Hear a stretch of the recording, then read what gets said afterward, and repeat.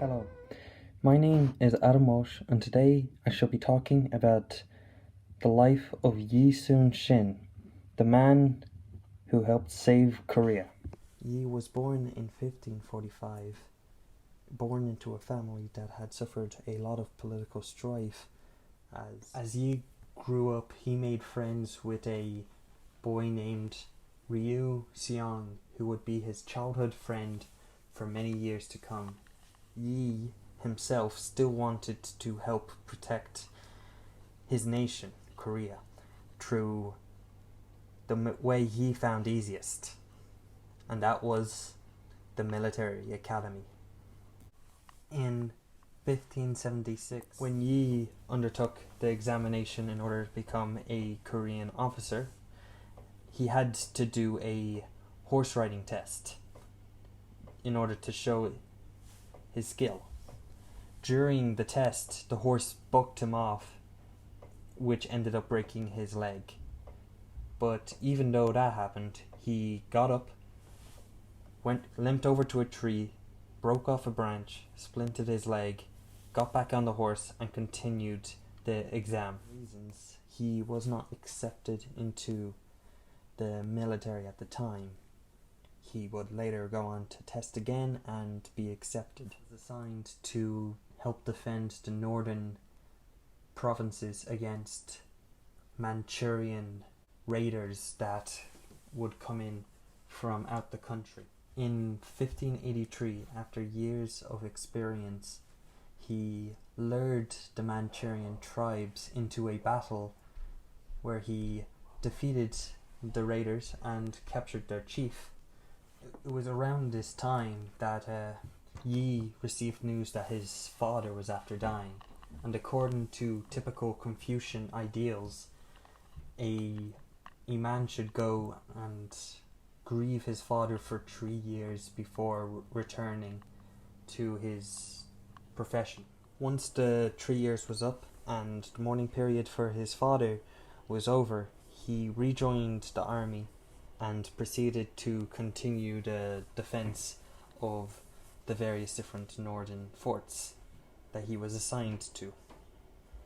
Over time, many of his superiors began to feel jealous of how often he would get praise from the superiors, as well as the lack of praise that they got meant that they had wanted to get him out of the picture so that they could rise in political power faster. He requested more men.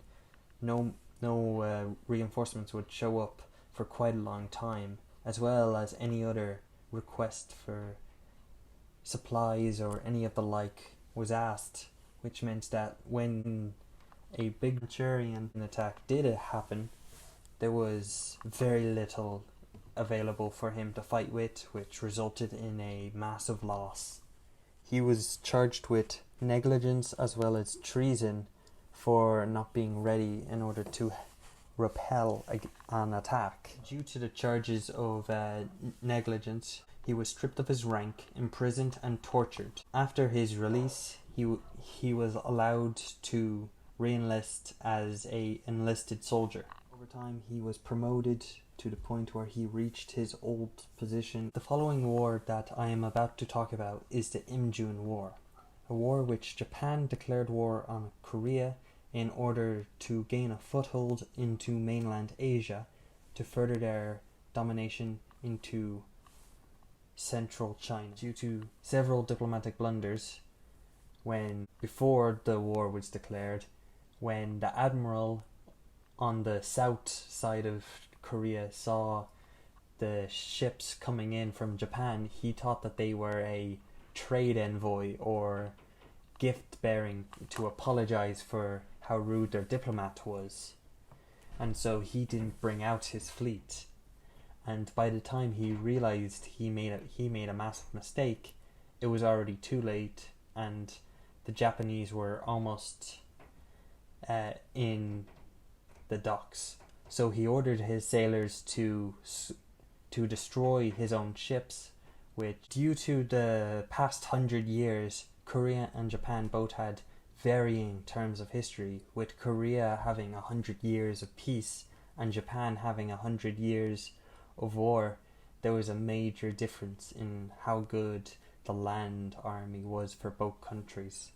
The war started in 1592. Another participant in this war was Maine, the proto-China of the time period, who, due to internal strife, we won't talk about until much later in the war. The Japanese would, in the duration of this war, almost always win on the land, consistently pushing up week by week, month by month, until they were at the very border of North Korea.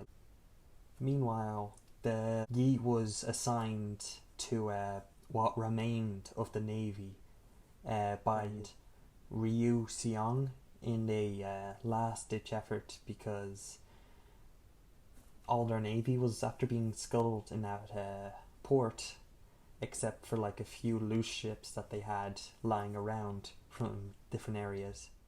Now, the difference in between the Korean and the Japanese fleet is that at the time, naval warfare was this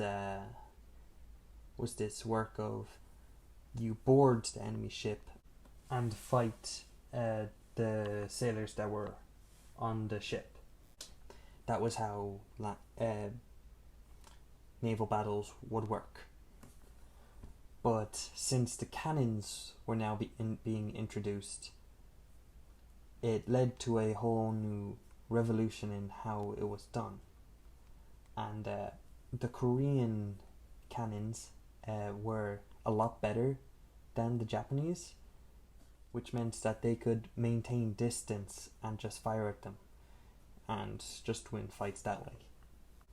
As the war went on, Yi and his small fleet would whittle away at the Japanese navy, dealing a blow here or a blow there, and even set up a base at Jeju Island, where he would bring all the citizens that he managed to rescue from raids that the Japanese did every now and then, as well as do tests to improve his weaponry and build new ships. Eventually, the Japanese were getting frustrated at their failure to be able to defeat Yi on the sea. So they came up with a double agent plot where a Japanese admiral would pretend to be disgruntled about how he thought about Japan and give information where his political rivals would be, to give the Koreans an advantage, which never happened, as none of his political rivals would have ever been there, and if they were, it would have been a complete accident. And because of this, the Koreans would slowly grow to trust this Japanese spy more and more, until they would trust him on any piece of information. The spy became more trusted. It got to a point where they would believe anything he said. So when he gave the final piece of information that he would give, the information was that a whole bunch of transport ships are going to be unguarded with my rival in the area, this area. Would you be able to send Yi there to destroy those ships? Which, since everyone believed him, Yi was ordered to go and destroy those ships. But Yi did not trust spies, as well as knew that the area had a lot of rocks, jagged rocks, that would be detrimental to fighting there. So he refused the order, which he was then placed under arrest, demoted, and tortured, which the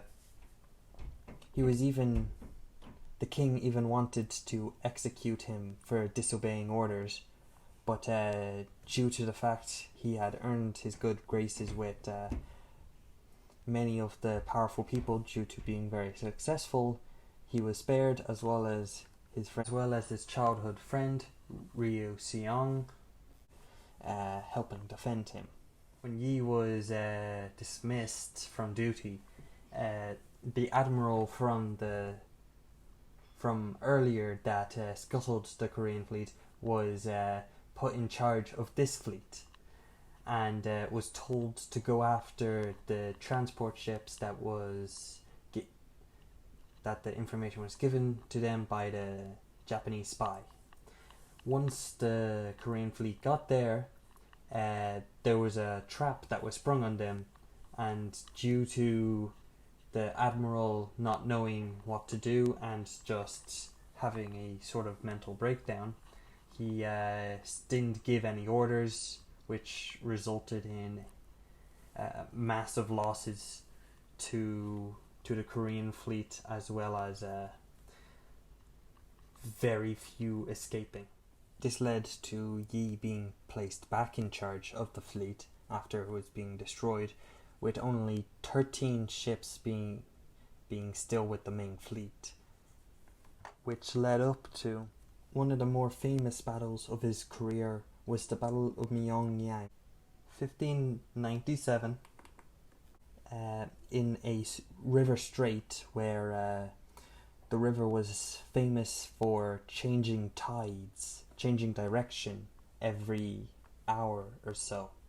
So that when the massive Japanese force of 333 ships versus the Koreans' 13 ships fought, that due to the tides changing halfway through, there would be massive confusion among the Japanese, as they would not know that the tides would change, which resulted in a massive Korean victory where 13 ships managed to beat 333, though admittedly 200 of them were logistical ships with supplies and the like. As the war was finishing up, the Ming armies, as well as their fleet, came to Korea to help them as they finished with their own internal problems. And as their armies started appearing in Korea, they started to help push the Japanese back, as well as the fleet, which helped the Koreans beat the Japanese fleet in their final battle, in which the battle where Admiral Yi would die. Due to the Chinese admiral not being well versed in how the Koreans did their naval battles, his tactic was to go straight in the same tactic that the Japanese did: board the enemy ships and then fight. Maybe shoot a few guns beforehand to deal some casualties, but that was it. As they charged in, Admiral Yi saw that he had no choice but to also go on the attack, to go and help support the Ming fleet with all he had. But as the fight was beginning, Admiral Yi was shot in the armpit, which cut through one of his arteries, and as he was about to die, he got his son to put on his armor and hide his body so that none of his men would be disheartened or lose their morale at Yi dying, and saying these words at the final moments: "The war is at its height. Wear my armor and beat my war drums. Do not announce my death." Once the battle was over, Admiral Yi was lauded as a hero after they won, and his legacy goes on to having always won the fight, even against insurmountable odds of 10 to 1 odds when fighting athlete.